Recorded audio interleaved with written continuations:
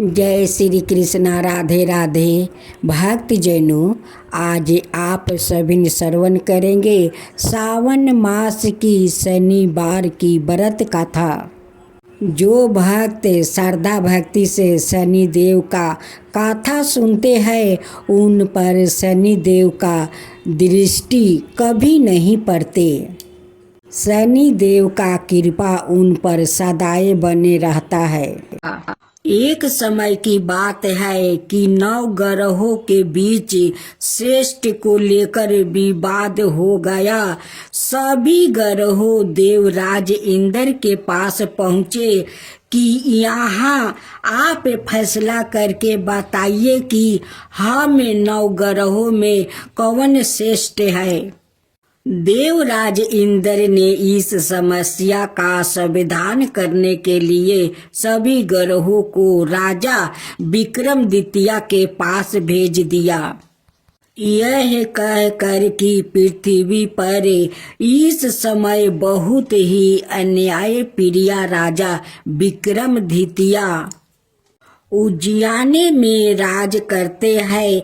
आप उनके पास ही यह प्रश्न लेकर जाइए। सभी ग्रह राजा विक्रमादित्य के पास पहुँचे कि यह बताइए कि हम सभी ग्रहों में कौन श्रेष्ठ है। ग्रहों के इस प्रश्नों को सुनकर राजा विक्रमादित्य सोच में पड़ गया, क्योंकि किसी को भी छोटा बताया तो वह नाराज हो जाएंगे। राजा ने प्रश्न का उत्तर देने के लिए एक युक्ति निकाली।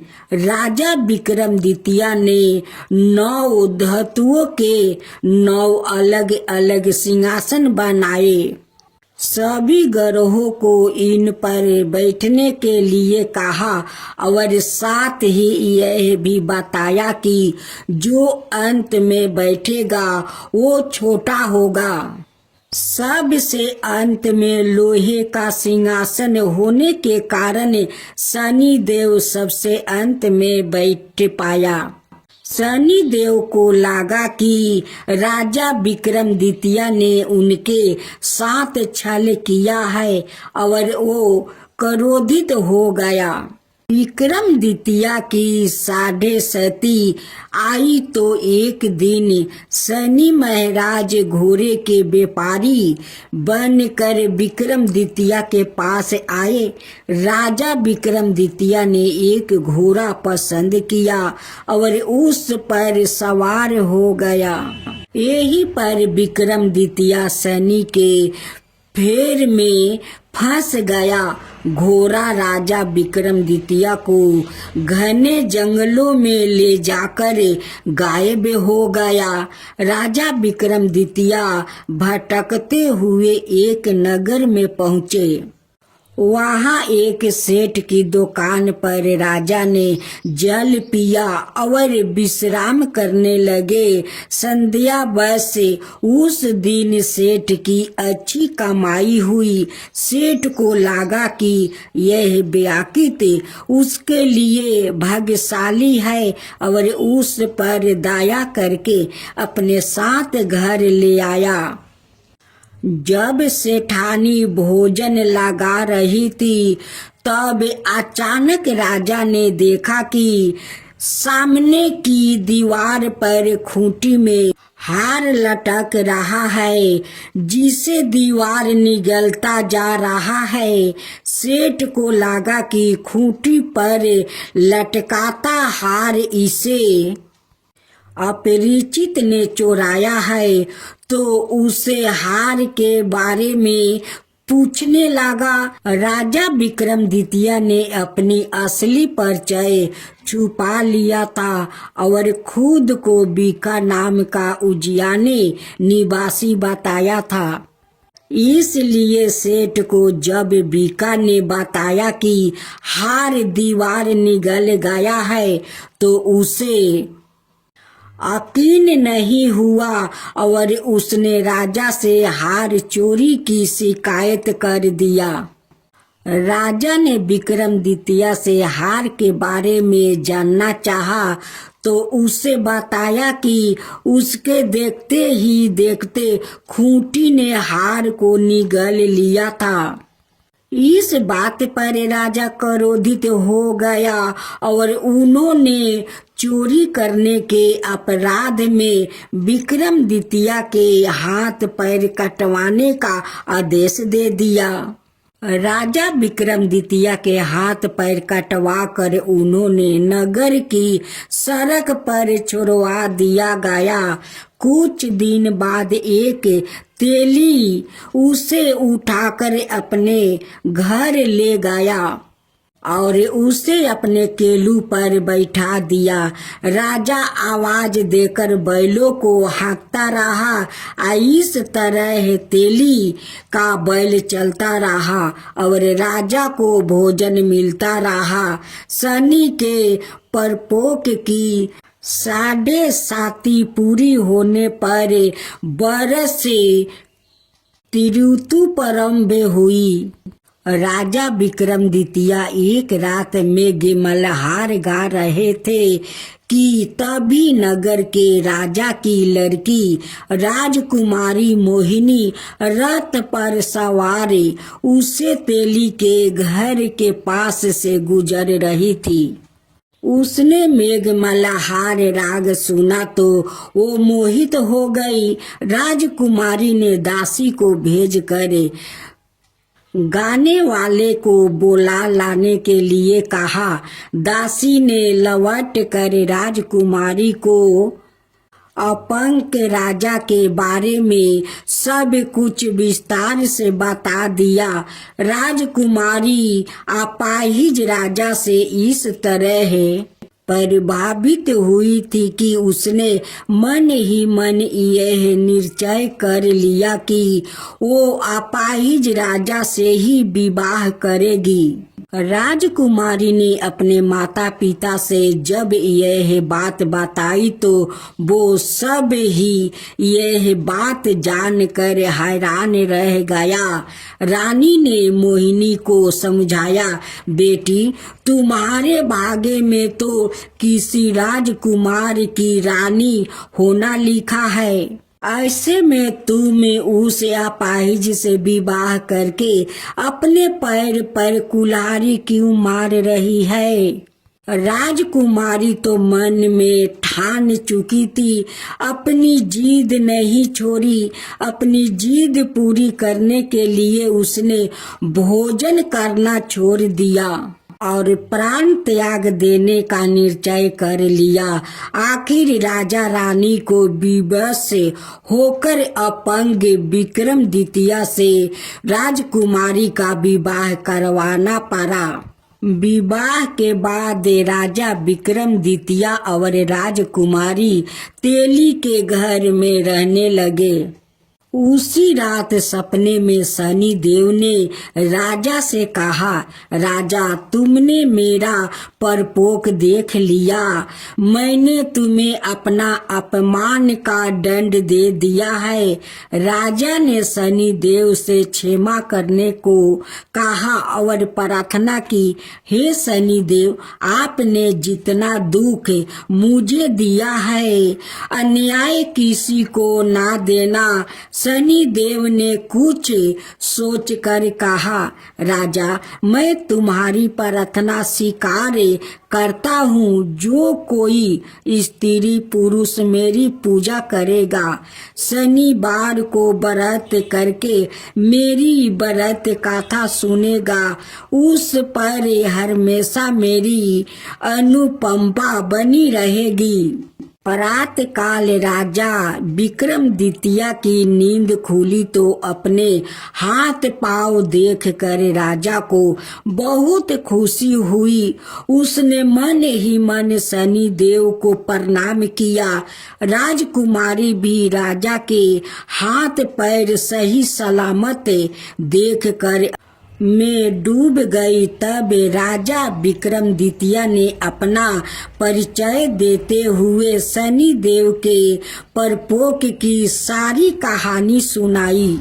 सेठ को जब इस बात का पता चला तो दौड़ता हुआ तेली के घर पहुंचा और राजा के चरणों में गिर कर क्षमा मांगने लगा।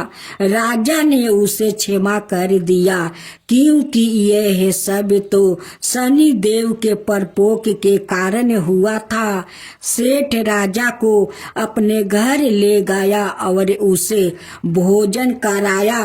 भोजन करते समय वहाँ एक आश्चर्यजनक घटना घटी। सबके देखते देखते उस खूंटी ने हार उगील दिया। सेठ जी ने अपनी बेटी का विवाह भी राजा के साथ कर दिया और बहुत से स्वर्ण आभूषण धन आदि देकर राजा को विदा किया।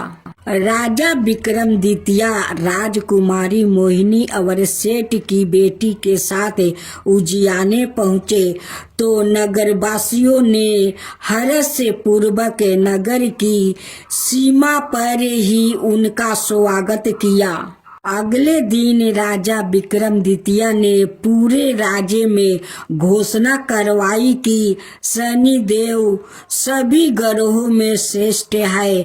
सभी नगरवासियों शनिदेव का व्रत करें और शनिवार को शनि की पूजा करे और शनि व्रत की कथा सुने। राजा विक्रमादित्य की घोषणा से शनि देव बहुत प्रसन्न हुआ। शनिवार का व्रत करने के और व्रत कथा सुनने के कारण सभी लोग की मनोकामनाएं पूरी होने लगी। जय शनिदेव महाराज की जय। जय शनिदेव महाराज की जय। आप श्रवण करेंगे शनिदेव की व्रत कथा। एक गांव में एक बूढ़ा ब्राह्मण था जो शनि भगवान का वो परम भक्त था। वो बचपन से वो शनि देव की वो भक्त बन गया। उनकी मंदिर में वो रोज जाकर पूजा करता है और शनिवार के दिन वो ब्राह्मण उपवास करता है। उस दिन प्रसाद शनि भगवान को अर्पित करता है। पूजा समाप्त हो जाता है तो ब्राह्मण जितने भक्त लोग शनि मंदिर में जाते हैं उन्हें प्रसाद बांट देते हैं और जो प्रसाद बाँच जाता है वो ब्राह्मण वो प्रसाद को भोजन करके और रह जाता है। ब्राह्मण देव इतना शनि देव की भक्ति में लीन हो गया था कि वो कभी अपना शादी नहीं किया, अपना परिवार नहीं बनाया। जैसे जैसे दिन बीत रहा था वैसे वैसे ब्राह्मण देव का वयस हो रहा था। जब ब्राह्मण देव शनि देव का पूजा करते करते 60-70 साल का हो गया तब शनि देव से वो रोज मंदिर में कहते हैं एक के बात कि हे शनि देव, आपका पूजा में तो मैं लीन हो गया और कभी अपना शादी नहीं किया और नहीं परिवार बनाया, तो हे शनि देव मेरा अपना कोई नहीं है। हे शनि देव, जो है आप सब कुछ मेरे लिए है। जब मेरा मृत्यु हो तो एकांत में ना हो। जब मेरा मृत्यु को होगा तो आपका मंदिर के सामने होगा। यही मुझे आपसे वरदान चाहिए, क्योंकि आपके मंदिर के सामने बहुत सारा भक्तों रहते हैं। मैं चाहता हूँ कि मेरा मृत्यु हो तो आपका सारे भक्तों के सामने हो, ताकि आपका सारे भक्तों को मैं दर्शन करके अपना प्राण त्यागूं। एक दिन शनि देव ब्राह्मण देव के सपने में दर्शन देते हैं और कहते हैं कि हे ब्राह्मण देव, आप जो चाहते हैं वो ही होगा। जैसा आप चाहते हैं कि मेरे भक्त के सामने आपका मृत्यु हो वैसा ही होगा। हे ब्राह्मण देव, और एक मैं वचन देता हूँ कि मेरा सेवा आपका यम दूत भी आकर आपको परान नहीं लेकर जाएंगे। जब तक मैं हुक्म ना दूं, यम राज का दूत भी आकर आपको नहीं ले जा पाएगा। ब्राह्मण देव का जब सपना टूटा तब कहने लगे कि हे शनि देव, आप तो साक्षात शनि देव है, आप तो सभिन का पिता है, सभिन को दाता है, आपका हुक्म बाहर कोई कुछ नहीं कर सकता है। फिर ब्राह्मण देव दूसरे दिन शनि देव का मंदिर में जाते हैं, वहाँ पर पूजा पाठ करते हैं। अब पूजा समाप्त होने पर सभी भक्तों में प्रसाद बांटते हैं, और जो बच जाता है वो खुद भोजन कर लेते हैं। करने के बाद शनि देव के सामने बैठकर ब्राह्मण देव कहते हैं कि हे शनि देव, आप तो सपने में दर्शन दिया था, लेकिन मैं चाहता हूँ कि आप मुझे आकर साक्षात मुझे दर्शन दीजिए, ताकि आपका दर्शन से मैं धन्य हो जाऊं और आपका वैकुंठ में मैं जाकर शरण लूं। शनि देव ब्राह्मण देव को साक्षात दर्शन देते हैं। ब्राह्मण देखकर धन हो गया। वो बार बार हाथ जोड़कर अपना सर उनकी चरण में वो बार बार टीक रहा था। शनि देव उनकी श्रद्धा भक्ति देखकर कहते हैं कि हे ब्राह्मण देव, आपका तो वयस 70 पार हो गया है, अब आप कुछ दिन का मेहमान है। आप देखिए, इस पीपल के पास आकर दीप जलाकर यहीं पर रहिएगा, क्योंकि मैं इस पीपल में वास करता हूँ। जो मनुष्य इस पीपल के जड़ में दीप जलाकर मेरा परिक्रमा करता है, उन पर मैं प्रसन्न होता हूँ और उनका वैकुंठ धाम का प्राप्ति भी होता है। हे ब्राह्मण देव, आप दीप जलाकर इस पीपल का वृक्ष को परिक्रमा कीजिए, या तो 3 बार या तो 7 बार, ताकि आपका प्राण मेरे सामने निकल जाएगा और आपका वैकुंठ धाम मिल जाएगा। जैसे जैसे दिन बीत रहा था, वैसे वैसे ब्राह्मण का और ज्यादा वयस हो रहा था। एक दिन ब्राह्मण देव का थोड़ा तबीयत खराब लग रहा था। ब्राह्मण देव जाकर सो गए। वैसे ही यमराज का दूत आया और कहने लगा कि ब्राह्मण देव, आपको जाने का समय हो गया है, चलो मेरे साथ है। ब्राह्मण देव कहते हैं कि आपके साथ मैं कैसे जा सकता हूँ? शनि भगवान तो मुझे वचन दिया है कि मेरा मृत्यु को होगा तो उनकी सामने होगा और उस पीपल का वृक्ष के पास होगा। आप मुझे कैसे ले जा सकते हैं? वो शनि भगवान को ब्राह्मण देव पुकारा और शनि भगवान दौड़े चले गए और यमदूत से कहा कि देख भाई, तू ये भक्त को नहीं ले जा सकता है। वो मुझसे वचन लिया है और मैं उसे वचन दिया है कि उसका मृत्यु होगा तो मेरा सामने होगा। तुम ब्राह्मण को नहीं ले जा सकता है, तुम लौट जाओ। दूत कहता है कि शनि देव, मुझे तो यम राजा भेजा है कि जाओ उस ब्राह्मण को ले आओ। अगर मैं खाली हाथ जाऊंगा तो उन्हें क्या मैं जवाब दूंगा? शनि देव कहते हैं कि जाकर अपना राजा से कह देना कि शनि का हुक्म बगैर कोई उसका प्राण नहीं ले जा सकता है। दूत परलोक लौट गया। अब ब्राह्मण देव दूसरा दिन पीपल के पास आकर दीप जलाकर वहाँ पर वो बैठते हैं, वैसे उनकी प्राण वहीं पर निकल जाता है।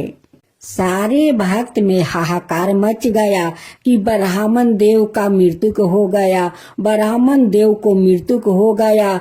देखो ब्राह्मण देव कैसे इस पीपल के वृक्ष के पास जाकर दीप जलाया और परिक्रमा किया। परिक्रमा करते हुए ब्राह्मण देव का प्राण कितना अच्छे से निकल गया, कोई दुख नहीं पहुंचा, कोई कष्ट नहीं हुआ। ब्राह्मण देव का शनि वैकुंठ मिल गया। हे शनि देव, जैसे आप उस ब्राह्मण पर कृपा किया वैसा ही सफर करना, जो आपका कथा कहे, जो सुने, जो हुंकार भरे, उन सब का ऊपर वैसा ही कृपा कीजिए। हे शनिदेव, वैसा ही कृपा कीजिए, सब पर कृपा कीजिए। जय शनिदेव, जय शनिदेव। ये आप सभी सुनेंगे शनिवार की व्रत कथा। एक बार की बात है, सभी 9 ग्रहों यथा सूर्य, चंद्र, मंगल, बुध, बृहस्पति, शुक्र, शनि, राहु और केतु में विवाद छिड़ गया कि इनमें से सबसे बड़ा कौन है। एक समय स्वर्ग लोक में सबसे बड़ा कौन के प्रश्न को लेकर सभी देवताओं में वाद विवाद प्रारंभ हुआ और फिर परस्पर भयंकर युद्ध की स्थिति बन गई। सभी देवता देवराज इंद्र के पास पहुँचे और बोले, हे देवराज, आपको निर्णय करना होगा कि 9 ग्रहों में सबसे बड़ा कौन है। देवताओं का प्रश्न सुनकर देवराज इंद्र उलझन में पड़ गया और कुछ देर सोच कर बोले, हे देवगणों, मैं इस प्रश्न का उत्तर देने में असमर्थ हूँ। पृथ्वी लोक में उज्जैनी नगरी में राजा विक्रमादित्य का राज्य है। हम राजा विक्रमादित्य के पास चलते हैं, क्योंकि वो अन्याय करने में अत्यंत लोकप्रिय है। उनके सिंहासन में अवश्य ही कोई जादू है कि इस पर बैठकर राजा विक्रमादित्य दूध का दूध और पानी का पानी अलग करने का निर्णय करते हैं। देवराज इंद्र के आदेश पर सभी देवता पृथ्वी लोक में उज्जैनी नगरी में पहुँचे। देवताओं के आगमन का समाचार सुनकर सवाए राजा विक्रमादित्य ने उनका स्वागत किया। महल में पहुंचकर जब देवताओं ने उनसे अपना प्रश्न पूछा तो राजा विक्रमादित्य भी कुछ देर के लिए परेशान हो उठे, क्योंकि सभी देवता अपनी अपनी शक्तियों के कारण महान शक्तिशाली है।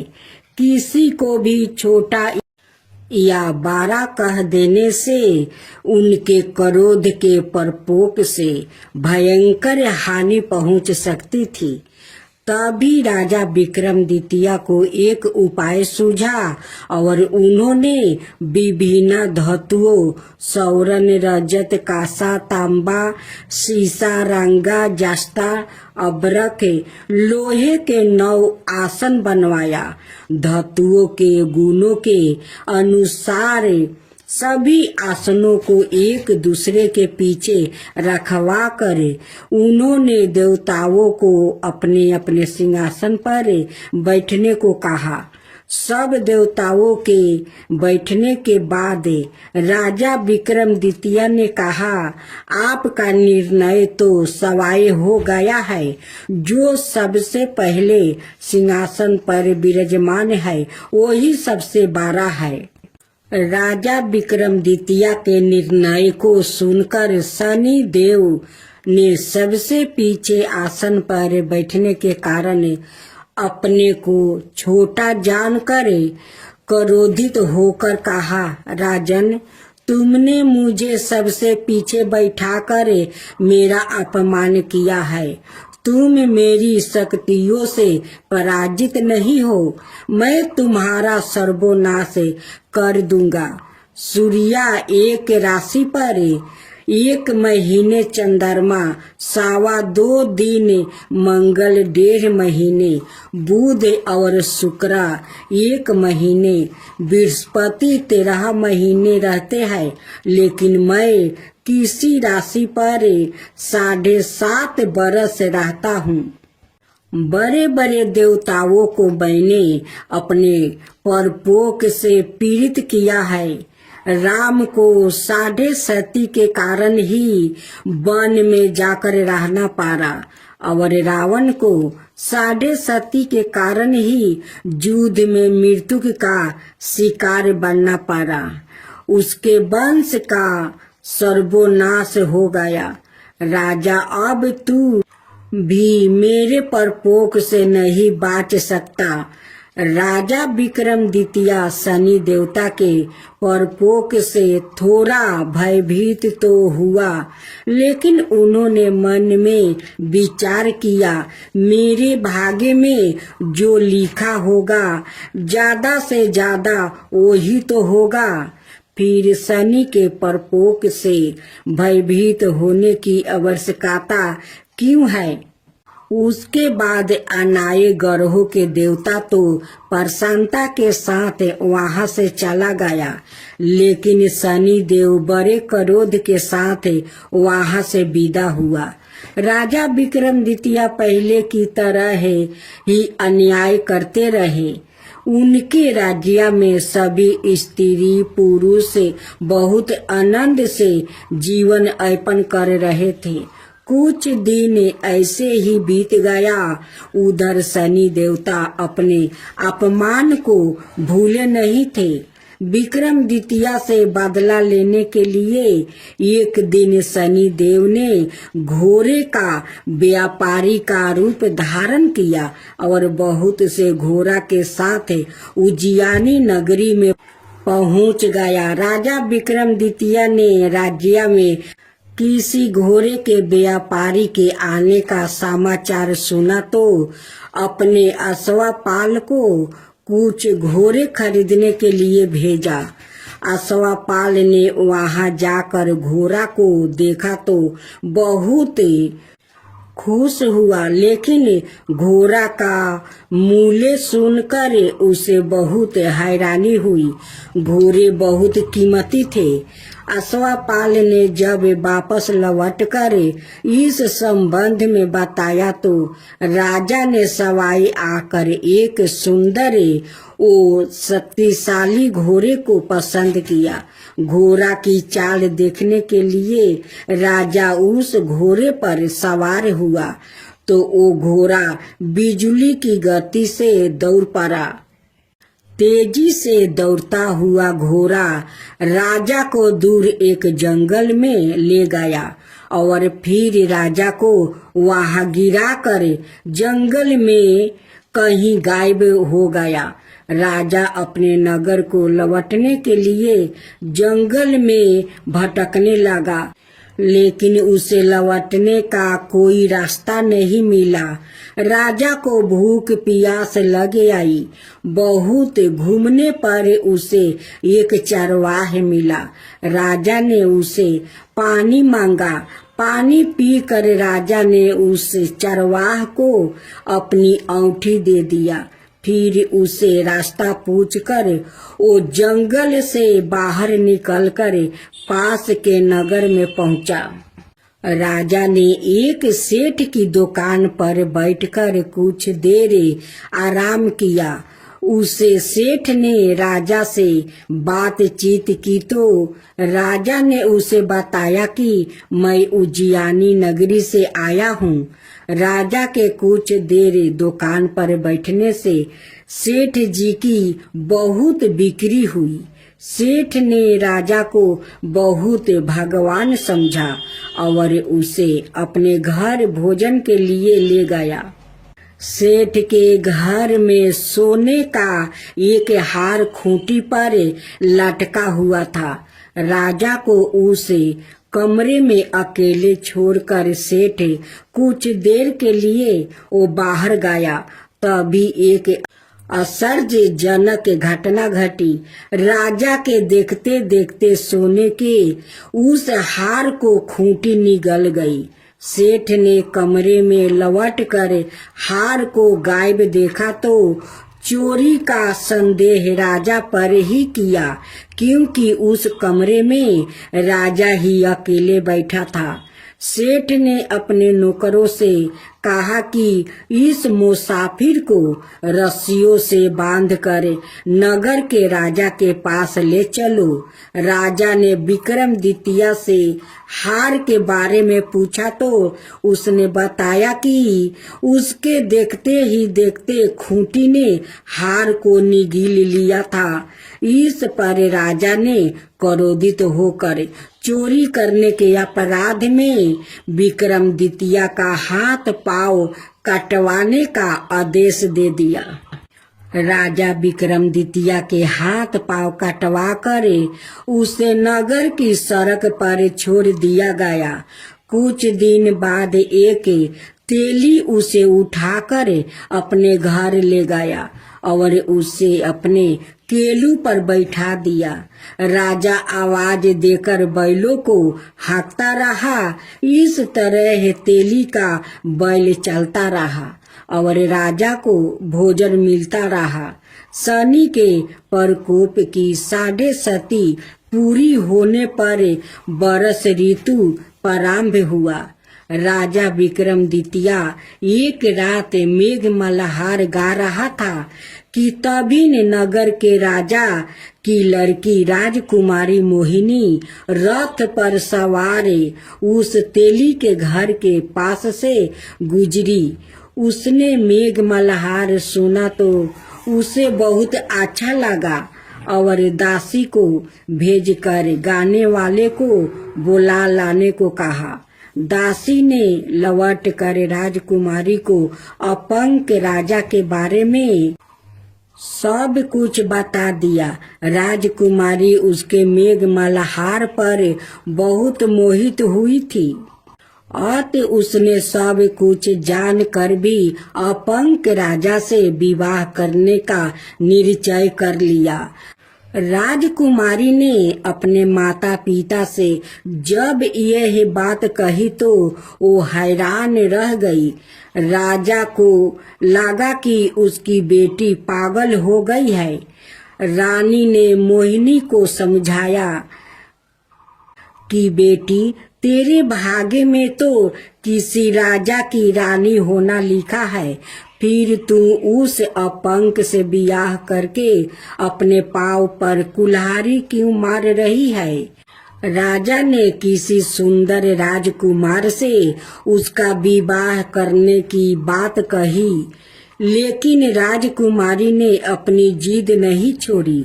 अपनी जिद पूरी करने के लिए उसने भोजन करना छोड़ दिया और प्राण त्याग देने का निश्चय कर लिया। आखिर राजा रानी को बेबस होकर अपंग राजा विक्रमादित्य से राजकुमारी का विवाह करना पड़ा।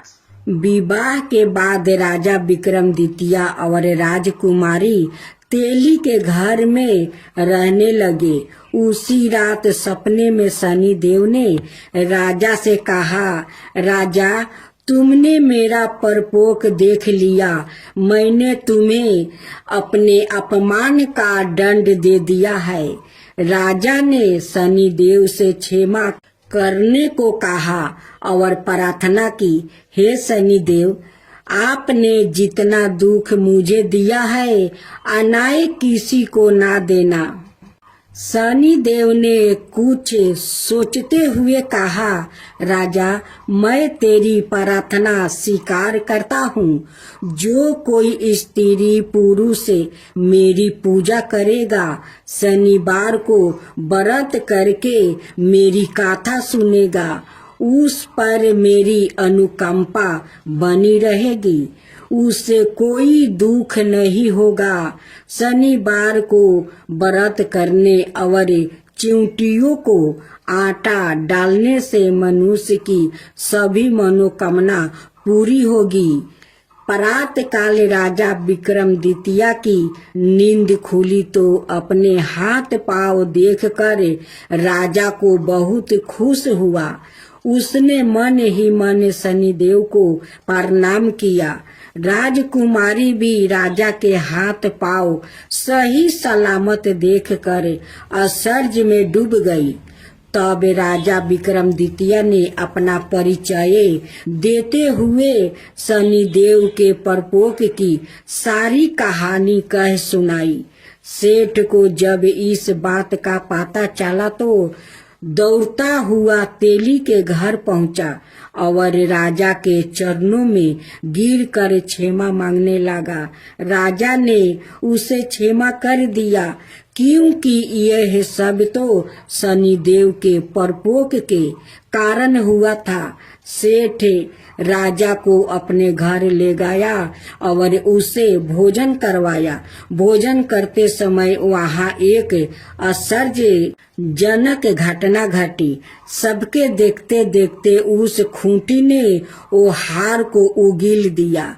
सेठ जी ने अपनी बेटी का विवाह भी राजा के साथ कर दिया और बहुत से स्वर्ण आभूषण धन आदि देकर राजा को विदा किया। राजा विक्रमादित्य राजकुमारी मोहिनी और सेठ की बेटी के साथ उज्जैनी पहुंच गई तो नगर वासियों ने हर्ष से उसका स्वागत किया। उस रात उज्जैनी नगरी में दीप जलाकर लोगों ने दीपावली मनाई। अगले दिन राजा विक्रमादित्य ने पूरे राज्य में घोषणा करवाई, शनिदेव सब देवों में सर्वश्रेष्ठ है। प्रत्येक स्त्री पुरुष शनिवार को उनका व्रत करे और व्रत कथा अवश्य सुने। राजा विक्रमादित्य की घोषणा से शनिदेव बहुत प्रसन्न हुआ। शनिवार का व्रत करने और कथा सुनने के कारण सभी लोगों की मनोकामना शनिदेव की अनुकंपा से पूरी होने लगी। सभी लोग आनंद पूर्वक रहने लगा। जनों, अब आप सुनेंगे देवी काली की कथा। देवी काली को शक्ति का साक्षात स्वरूप माना जाता है। माता रानी अपने भक्तों पर दया दृष्टि रखती है, लेकिन दुष्ट और दुराचारियों पर विध्वंस भी करती है। महिषासुरी अति बलशाली दैत्य था, जिसका संहार देवता भी नहीं कर सके। इसलिए देवी काली का जन्म हुआ। धार्मिक ग्रंथों में माँ काली के जन्म यह अवतार को लेकर कई मत है, लेकिन सबर मनाए मत यही है कि माँ काली का अवतार दैत्यों के संहार के लिए हुआ था। नवरात्रि में हम नव दुर्गा यानी माँ दुर्गा के 9 अवतारों की पूजा करते हैं, लेकिन जब दैत्यों के संहार के लिए माँ काली का जन्म हो चुका था तो फिर क्यों माँ दुर्गा को कई अवतार लेने पड़े? आइए जानते हैं इसके बारे में। काली माँ की कहानी छठी सातवीं के देवी महात्म्य के प्रथम अध्याय में काली को महाकाली के रूप में दर्शाया गया है। वो भगवान विष्णु के सोते हुए शरीर से देवी योग निद्रा के रूप में पैदा हुई, ताकि ब्रह्मा और दुनिया को 2 राक्षसों मुद और कदब से बचने के लिए उन्हें जगाया जा सके। एक बार जब विष्णु जागे तो उन्होंने उन राक्षसों के खिलाफ एक लंबा युद्ध शुरू किया, लेकिन वो अभी भी पराजित थे। और अपनी सफलता पर गर्व कर रहे थे। यह देखकर महाकाली ने महामाया का रूप धारण किया और दोनों राक्षसों को मंत्रमुग्ध करने के लिए चली गई। जब वो महामाया से विचलित हुए तो विष्णु ने उन्हें तुरंत मार डाला। बाद के अध्यायों में चंड और मुंड दो राक्षस थे जो देवी दुर्गा पर हमला करते थे। दुर्गा इतनी उग्रता से जवाब देती है कि काली उसके माथे से निकलती है और उन दोनों को मार देती है। यहाँ काली को गहरे नीले रंग की तवाचा संधि हुई आंखों वाला एक पातला चेहरा और खोपड़ियों की माला के साथ बाघ की खाल का कपड़ा पहने हुए बताया गया है। बाद में उसी युद्ध में राक्षस से रक्त बीज जिसके सेनापति चंड और मुंड थे युद्ध में काली का सामना करते हैं। रक्त बीज को वरदान है कि उसके खून की हर बूंद जो जमीन को छूती है उससे उसका एक और कैलोन पैदा हो जाएगा। चौकी दुर्गा रक्त बीज को उसके अनगिनत कैलोनों के साथ हारने में असमर्थ है। काली उसके शरीर से उसका खून चूस लेती है और उसे हराने के लिए उसके कैलोनों को खा जाती है। रक्त बीज और दारुका दोनों मामलों में काली को दुश्मनों को हराने के बाद रक्त पिपासु के नसों में चूर बताया गया है और रक्त पिपासु की उसकी लालसा नियंत्रण से बाहर हो जाती है। शिव को फर्श पर शांत होकर हस्तक्षेप करना पड़ता है। जब काली क्रोध में आगे बढ़ रही होती है तो वो गलती से शिव पर पैर रख देती है और उसकी जीभ बाहर निकल जाती है। वो तुरंत शांत हो जाती है और फिर से दुर्गा पार्वती में विलीन हो जाती है। युद्ध में भाग लेने के बाद शिव ने पार्वती को काली काली तवाचा वाली कहकर चिढ़ाए। पार्वती बहुत आहत हुई और योग योग तक तपस्या करना शुरू कर दिया जब तक कि उन्होंने अपना काला रंग नहीं खो देती है इसे त्याग नहीं दिया और गौरी सुनहरी तवाचा वाली देवी नहीं बन गई। उसका छिपा हुआ अंधकारमय अवतारण कोशिकी बन जाता है जो क्रोधित होने पर काली बन जाता है। काली पूजा उत्सव देवी काली को समर्पित है और विशेष रूप से पश्चिम बंगाल ओडिया और असम के भारतीय क्षेत्र में मनाया जाता है। यह हिंदू कैलेंडर के हर महीने में अमावस्या के दिन मनाया जाता है। यह दीपावली के बाद शुरुआत होता है और दिनों तक चलता है। चौकी देवी काली महाविद्याओं में प्रमुख है। उनमें से प्रत्येक का काली पूजा से पहले अवतार का एक दिन होता है। काली माँ को फलों का प्रसाद बंगाल में खिचड़ी भोग के साथ निरामिष अर्थात बिना प्याज या लहसुन का मटन, मछली, करी, पाए से मिठाई और भाजा, गहरे तेले हुए पकौड़े चढ़ाया जाता है। कुछ स्थानों पर प्रसाद के रूप में शराब भी चढ़ाई जाती है। अनुभवी पंडितों का कहना है कि लोग रात भर पंडालों में आते हैं और दिन की तुलना में रात में भीड़ बढ़ जाती है।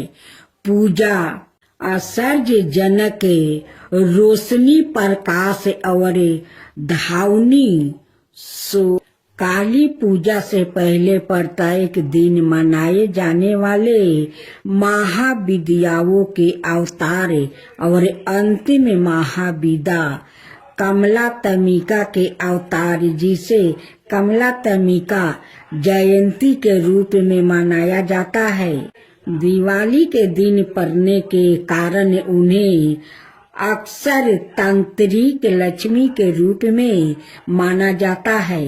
इसके कारण और इस के कारण कि लक्ष्मी को विष्णु की पत्नी के रूप में माना जाता है। उसके बाद इसे लाल गुलहल के फूलों और गुलहल की माला से सजाया जाता है, जो उनका पसंदीदा फूल माना जाता है। फिर काली पूजा पंडालों में काली मंत्रों और भजनों की मदद से की जाती है। उनकी प्रार्थना की जाती है और उनकी दिव्यता का आहन किया जाता है।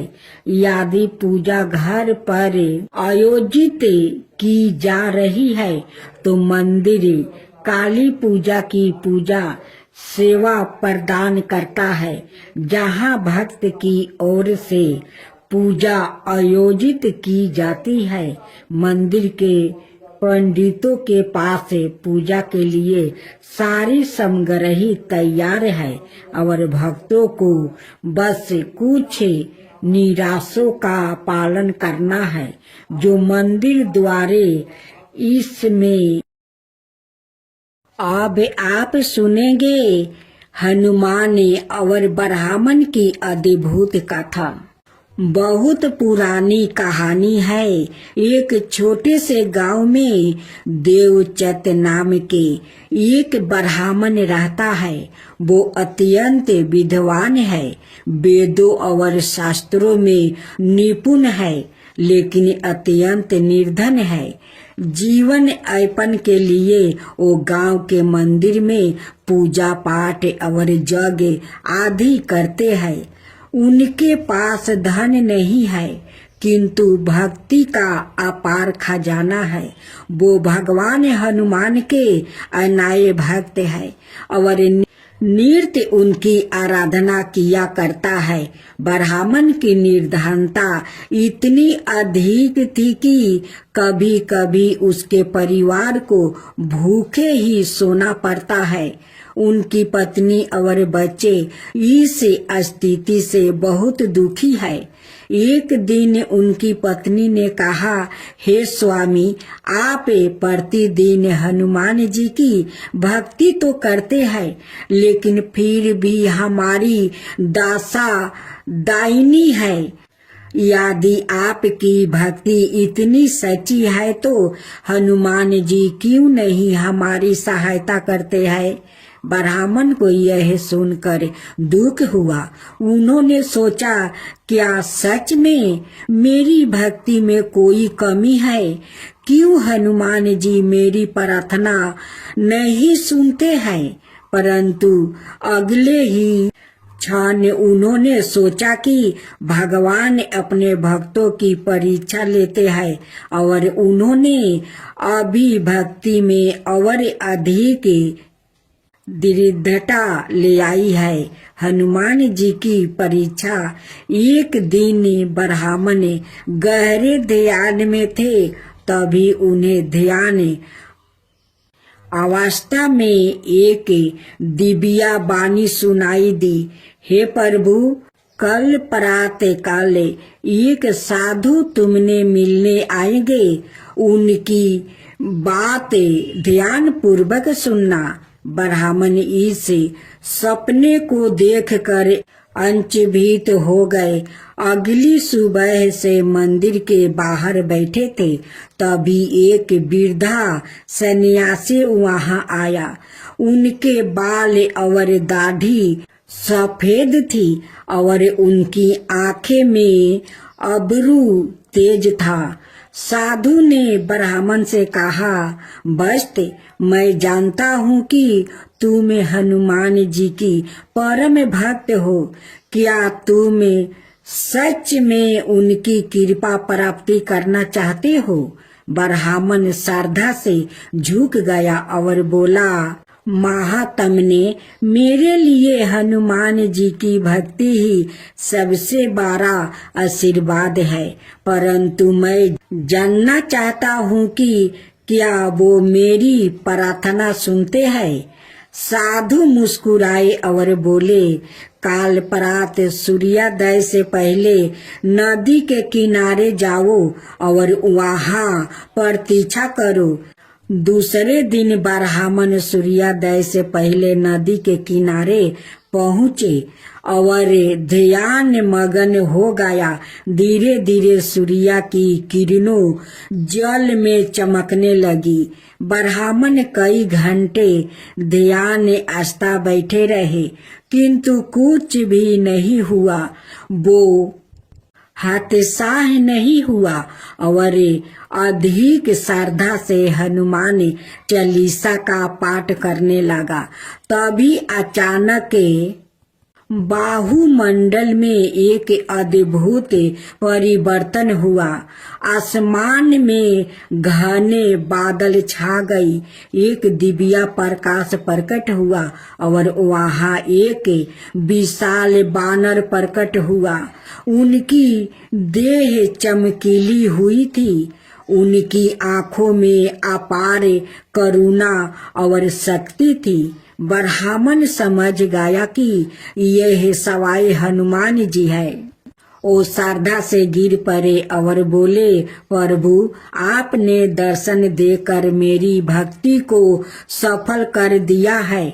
हनुमान जी ने स्नेह पूर्वक कहा, बस मैं जानता हूँ कि तुम निर्धनता से परेशान हो, परंतु तुमने कभी मुझसे धन की याचना नहीं किया। तुम्हारी प्रतीक्षा पूरी हो चुकी है। ब्राह्मण ने सिर झुकाया और कहा, प्रभु, मैं केवल आपकी भक्ति चाहता हूँ, ना कि कोई वैदिक वस्तु। हनुमान जी ने प्रसन्न होकर कहा, फिर भी तुम्हारे परिवार की सुख संपत्ति के लिए मैं तुम्हें एक आशीर्वाद देता हूँ। इस गांव के पास एक पुराना मंदिर है। उसके नीचे एक गुप्त खजाना गाड़ा हुआ है। वो खजाना तुम्हारा है, किंतु याद रखना, उसका उपयोग केवल धर्म और भलाई के लिए करना। ब्राह्मण ने हनुमान जी के आशीर्वाद अनुसार उस स्थान की खोदाई की। वहां सच में एक विशाल खजाना निकला, जिसमें सोने चांदी के सिक्के और बहुमूल्य रत्न थे। ब्राह्मण ने उस धन का उपयोग अपने व्यक्तिगत सुख के लिए नहीं किया। उन्होंने गांव में एक बड़ा मंदिर बनवाया, जहां नृत्य रामचरितमानस का पाठ होता। उन्होंने धर्मशाला बनवाया, जहां साधु संतों और यात्रियों के ठहरने की व्यवस्था की गई। गरीबों के लिए भोजनशालाएं की स्थापना की, जिससे कोई भी भूखा ना सोए। उनकी उदारता और भक्ति देखकर पूरा गांव उनकी प्रशंसा करने लगा। कुछ लोगों ने उनसे पूछा, आपके पास इतना धन आया, लेकिन आपने उसे अपने लिए नहीं रखा। ब्राह्मण ने उत्तर दिया, यह धन मेरा नहीं है, यह प्रभु हनुमान जी की कृपा से मैं केवल उसका संरक्षक हूँ। इसे लोक के कल्याण में लगाना ही मेरा धर्म था। हनुमान जी का अंतिम वरदान था। हनुमान जी यह सब देकर अत्यंत प्रसन्न हुआ। एक रात ब्राह्मण के सपने में आए और बोले, वस्त तुमने धन को लोभ से नहीं बल्कि धर्म के लिए उपयोग किया है, इसलिए मैं तुम्हें एक और वरदान देता हूँ। तुम्हारा परिवार कभी भी अन्न धन से वंचित नहीं रहेगा और जब तक यह संसार रहेगा लोग तुम्हारा पुण्य कार्यों को याद करेंगे। ब्राह्मण ने श्रद्धा से हनुमान जी को प्रणाम किया। उनके जीवन की सभी कठिनाइयां समाप्त हो गई। बोलो हनुमान जी की जय, हनुमान जी की जय। सुने पीपल पथवारी की कथा कहानी। एक बुढ़िया थी, उसने अपनी बहू से कहा, तू दूध दही बेच के आओ। वो बेचने गई तो रास्ते में औरत पीपल पथवारी सींच रही थी। उनको सींचता देखकर बहू ने पूछा कि तुम यह क्या कर रही हो? औरतों बोली कि हम पीपल पथवारी सींच रही हूँ, इससे अन्न और धन होता है। 12 बरस का बिछड़ा हुआ पति मिल जाता है। तो बहू बोली, ऐसी बात है तो तुम पानी से सींचती हो तो मैं दूध से सींचूंगी। गुजरी बहू रोजाना दूध दही बेचने नहीं जाती। वो रोजाना दूध को पीपल में और दही पथवारी में सींचती है। सास दूध दही का दाम मांगती है तो कह देती है, महीना पूरा हो जाने पर लाकर दूंगी। महीना पूरा हो गया। पूर्णिमा के दिन बहू पीपल पथवारी के पास जाकर बैठ गई। पथवारी ने पूछा, तू मेरे पास क्यों बैठ गई? बहू बोली कि सासू दूध दही का दाम मांगी है। पीपल पथवारी बोली कि मेरे पास क्या दाम रखा है? यह भारा डिंडा पान पथौरा, इसको ले जा। बहू ने वही ले जाकर कोठरी में रख दिया और डर के मारे कपड़ा ओढ़ कर सो गई। सासू बोली, पैसा ले आई? बहू बोली, कोठरी में रखा है। सासू ने कोठरी खोल के देखी तो देखा हीरा मोती जगमगा रहा है। सासू बोली, बहू इतना धन कहाँ से लाई है? बहू ने आकर देखा तो सच में ही धन भरा हुआ है। बहू ने सास को सारी बातें बता दिया। सास ने कहा, अब की महीना में मैं भी पथवारी सींचूंगी।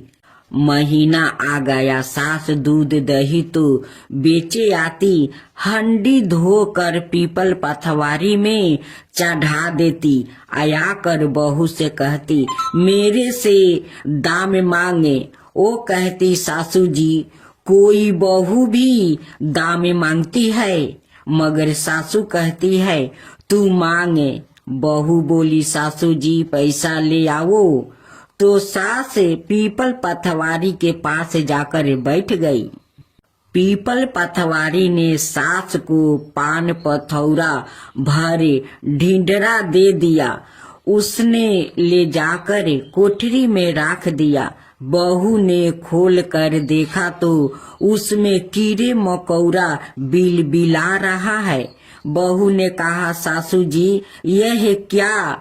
सास ने आकर देखा और बोलने लगी, पीपल पथवारी बड़ी दोगली पटपीठन है, इसके तो धन दिया और मुझको कीड़ा मकोड़ा दिया।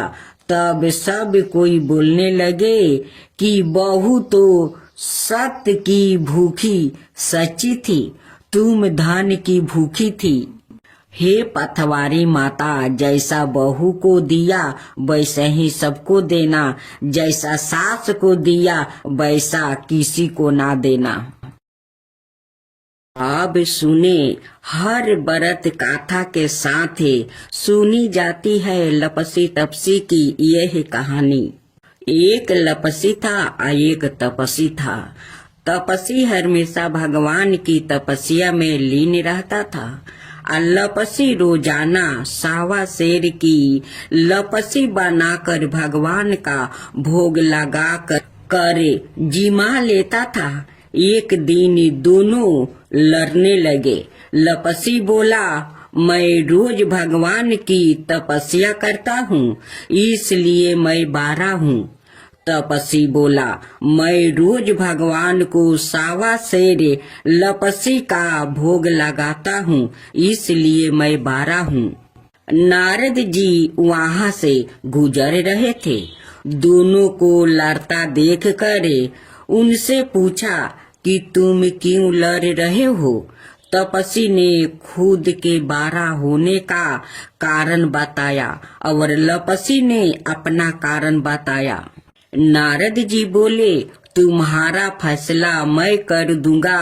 दूसरे दिन लपसी और तपसी नहा कर अपनी रोज की भांति करने आए तो नारद जी ने छुप कर 1.25 करोड़ की एक एक औंठी उन दोनों के आगे रख दिया। लपसी की नजर जब औंठी पर पड़ी तो उसने चुपचाप औंठी उठाकर अपने नीचे दबा लिया। लपसी की नजर औंठी पर पड़ी, लेकिन उसने ध्यान नहीं दिया। भगवान को भोग लगाकर लपसी खाने लगा। नारद जी सामने आए तो दोनों ने पूछा कि कौन बारा है? तो नारद जी ने तपसी से खारा होने को कहा। वो खारा हुआ तो उसके नीचे दबी औंठी दिखाई पड़ी। नारद जी ने तपसी से कहा, तपस्या करने के बाद भी तुम्हारी चोरी करने की आदत नहीं गई, इसलिए लपसी बारा है और तुम्हें तुम्हारी तपस्या का कोई फल भी नहीं मिलेगा। तपसी शर्मिंदा होकर माफी मांगने लगा। उसने नारद जी से पूछा, मुझे मेरी तपस्या का फल कैसे मिलेगा? नारद जी ने कहा, यदि कोई गाय और कुत्ते की रोटी नहीं बनाएगा तो फल तुझे मिलेगा। यदि कोई ब्राह्मण को भोजन करवा कर दक्षिणा नहीं देगा तो फल तुझे मिलेगा। यदि कोई साड़ी के साथ ब्लाउज नहीं देगा तो फल तुझे मिलेगा। यदि कोई दिए से दिए जलाएगा तो फल तुझे मिलेगा।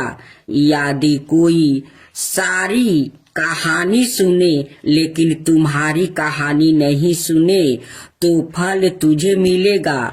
उसी दिन से हर बरत गाथा कहानी के साथ लपसी तपसी की कहानी भी सुनी और कही जाती है। साथियों, अगर हमारा कहानी आप लोग का अच्छा लगा हो तो मेरे चैनल को सब्सक्राइब कीजिए, मेरे वीडियो को लाइक कीजिए और दूसरों में शेयर भी कीजिए। धन्यवाद।